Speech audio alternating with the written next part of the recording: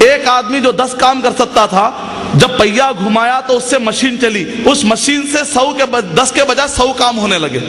لوگ کہتے ہیں انڈسٹریل ریولوشن، کہ پہلے جو کام ہوتا تھا وہ کام آسان ہو گیا، پہلے جو کام کرنے کے لیے گھنٹے لگتے تھے، بہت سارے دن لگتے تھے، اب وہ منٹوں میں ہونے لگے۔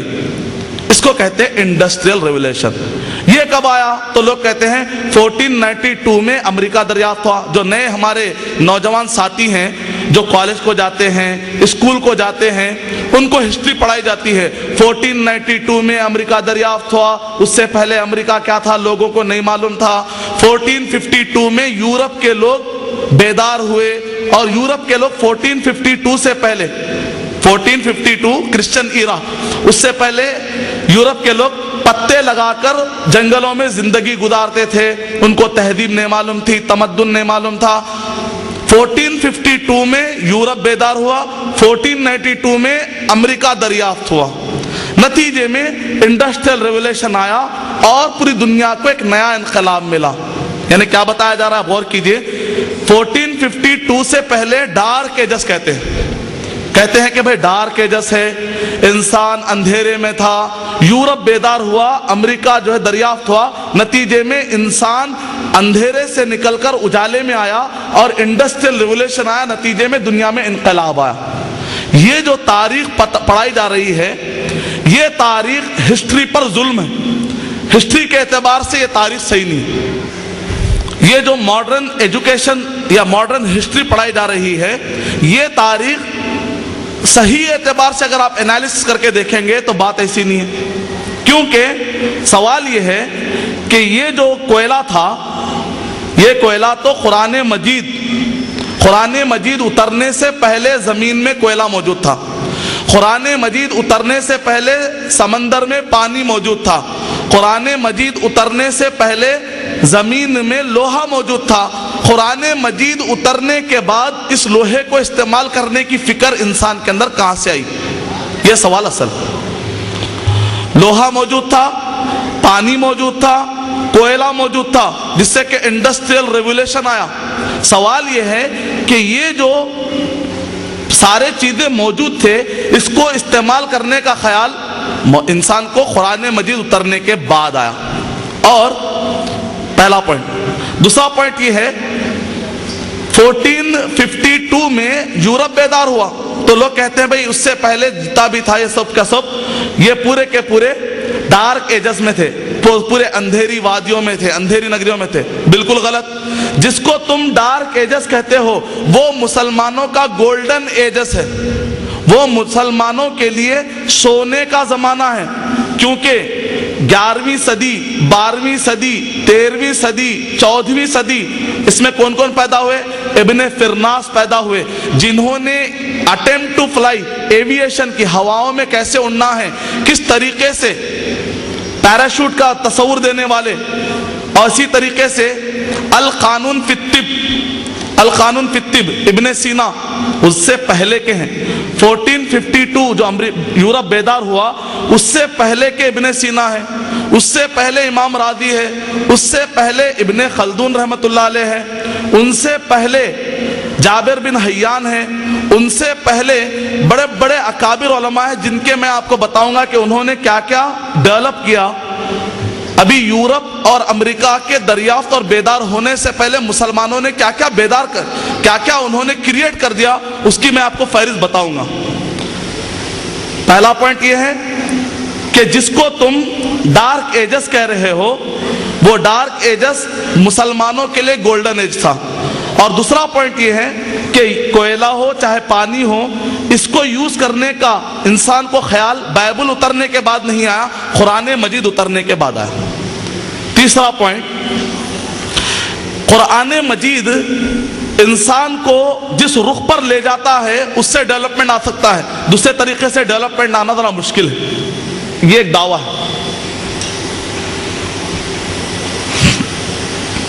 اس دعوے کو سمجھنے کے لیے آپ ایک چھوٹی مثال سمجھیے۔ آپ اللہ تعالیٰ نے قرآن مجید میں یہ ارشاد فرمایا، سورہ جاسیہ سورہ نمبر 45، یعنی اگر آپ کسی سے بھی پوچھیں گے یہ ڈیولپمنٹ آنے کے لیے، ریسرچ کرنے کے لیے، کوئی بھی چیز ایجاد کرنے کے لیے کیا چیزوں کی ضرورت ہوتی ہے، تو تو سب لوگ کہتے ہیں 3 چیزوں کی ضرورت زیادہ ہوتی ہے۔ پہلی چیز مینٹل بلاک توڑا جائے۔ ایک آدمی میں یہ کام نہیں کر سکتا، میں یہ کام نہیں کر سکتا، جو انسان کے پاس مینٹل بیریئر رہتا، مینٹل رکاوٹ رہتی، ذہنی طور پہ جو رکاوٹ ہوتی ہے، اس رکاوٹ کو پہلے ختم کیا جائے۔ سیکنڈ، کوئی بھی کارنامہ کرنے کے لیے لوگوں کا جمع ہونا بہت ضروری ہے، لوگوں کا جمع ہونا ضروری ہے۔ اگر کوئی کہے گا کہ میں اوپر کے طبقے کا ہوں، میں نیچے کے طبقے کا ہوں، میں تم کو نہیں چھوں گا، تم مجھ کو نہیں چھو گے، کالے لوگ الگ، گورے لوگ الگ، زبانوں کا جھگڑا، اگر آپس میں اختلاف رہے گا تو آپس میں جمع ہونا مشکل ہے۔ ریسرچ کرنے کے لیے ٹیم ہونا ضروری ہے، کبھی بھی ایک آدمی گول نہیں مار سکتا۔ پہلی چیز ہے کہ مینٹل بیریئر توڑا جائے، مینٹل ذہنی طور پہ جو رکاوٹ ہوتی ہے وہ ختم کی جائے۔ دوسری یہ ہے کہ ٹیم ورک ہو، ریسرچ کے لیے ٹیم ہونا ضروری ہے۔ اور تیسرا یہ ہے کہ معاشرے کے اندر جو بڑا آدمی ہے اس کو ابھارنے والا ماحول ملے۔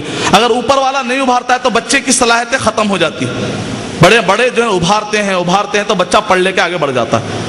اگر آپ قرآن مجید پر یہ 3 اصول اپلائی کریں گے تو الحمدللہ دنیا کی واحد کتاب ہے جو پورے طریقے سے اس پر فٹ آتی ہے۔ کیسے؟ مثال کے طور پر، چھوٹی مثال سے آپ سمجھ سکتے ہیں، نتیجے میں ٹاپک پروف ہو جائے گا۔ یہ ٹاپک کو پروف کرنے کے لیے خالی یہ لاجک کافی ہے۔ اگر ایک انسان بت کی پوجا کر رہا ہے، ایک انسان پتھر سے بنا ہوا بت ہے سامنے، اور ایک انسان یہ کہہ رہا ہے کہ میں اس کی پوجا کر رہا ہوں۔ جس پتھر کی انسان پوجا کر رہا ہے، اگر انسان سے کہا جائے یہ پتھر کے اوپر تم ٹھہرو، ٹھہرے گا؟ نہیں ٹھہرے گا، کہے گا میں اس کا احترام کرتا ہوں، میں اس پتھر پہ کیسے ٹھہروں گا؟ جب یہ انسان اس پتھر پہ ٹھہرے گا نہیں تو اس پہ ریسرچ کہاں سے کرے گا؟ ظاہر بات ہے اس پتھر پہ وہ ریسرچ نہیں کر سکے گا۔ تو جس وقت پر قرآن مجید نازل ہوا تو اس وقت پر انسانوں کی حالت یہ تھی کہ جس چیز کو بڑا سمجھتے تھے اس کی پوجا کرنا شروع کر دیے تھے۔ کوئی سورج کی پوجا کر رہا تھا، ارے بہت بڑا سورج ہے، یہ تو میرا خدا ہوگا، اس کی پوجا شروع۔ کوئی ہمالیہ کے جیسے بڑے پہاڑ کو کسی نے دیکھ لیا، پہاڑ کی پوجا شروع۔ کس نے بڑے درخت کو دیکھ لیا، بڑے درخت کی پوجا شروع۔ اگر کسی نے کوئی بڑی نہر کو دیکھا کہ آ کے مل رہی ہے، وہاں پر پوجا شروع۔ کسی بڑے جانور کو دیکھا کہ بہت فائدہ پہنچا رہا ہے، جیسے مثال طور پہ گائے، اس کے فائدے زیادہ ہیں، اس کی پوجا شروع۔ اسی طریقے سے اگر کوئی سانپ ہے، کاٹنے والا ہے، ارے نقصان بچانے والا ہے، اس کی پوجا کر دیں گے تو ہو سکتا ہے کہ نہ کاٹے۔ ایک انسان کی تھیوری ہے، جبکہ خود یہ جو مذہب کے فالو کرنے والے، ان کی کتابوں کے اندر کبھی بھی ایسا نہیں کہا گیا کہ اس کو پوجا کرو، لیکن انسان فالو کر رہا تھا، پورے کے پورے انسان اس کو فالو کر رہے تھے۔ یعنی تصور کیجئے اگر ایک انسان سورج کی پوجا کرے گا تو کیا وہ سورج پہ ریسرچ کرے گا؟ نہیں کرے گا۔ مینٹل بیریئر، ذہنی طور پہ رکاوٹ میں آ جائے گا، ارے میں اس کی پوجا کر رہا ہوں، اس پہ ریسرچ کیسے کروں گا؟ ایک آدمی اپنے بت کی جا کر جو ہے نا ریسرچ کرنے کے لیے راڈار سسٹم لگا رہا ہو، یا ہاسپٹل میں جیسے آپ جاتے ہیں تو ڈاکٹر پہلے آپ کو چیک اپ کرتا ہے تو کوئی اپنے بت کو جا کے چیک اپ کرتا ہو، تصور کیجئے کہ ریسرچ کر رہا ہو اس پتھر کے اندر کیا ہے، پیچھے کیا ہے، تو ظاہر بات ہے نہیں کرے گا ریسرچ، کیونکہ گھبراتا ہے، میں کیسے ریسرچ کروں، یہ تو مجھے پالنے والا ہے، یہ تو مجھے بچانے والا ہے، میں اس پر ریسرچ کیسے کروں؟ یہ سمپل ہے جس کو ثابت کر سکتے ہیں کہ انسان کے اندر جس وقت پر قرآن مجید نازل ہوا تو انسان درختوں کی، انسانوں کی اور سورج کی، تاروں کی پوجا کر رہا تھا، یہاں تک کہ زمین کی پوجا کر رہا تھا۔ کہتا تھا کہ یہ دھرتی میری اماں ہے، اس کی میں پوجا کروں گا، یہ آکاش، یہ سمندر، یہ آگ، یہ سارے کے سارے اس کی میں پوجا کروں گا۔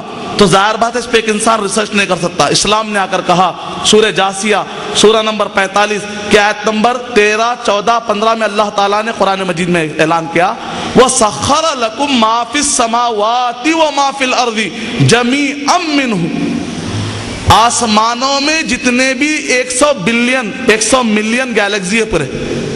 گیلیکسی کا مطلب کوئی چھوٹا روم نہیں ہوتا، 100 ملین گیلیکسی، ایک گیلیکسی کے اندر 200 بلین تارے، اور صرف ایک گیلیکسی کے اندر 200 بلین تارے ہوتے ہیں، اور 45 سیٹلائٹ ہوتے ہیں۔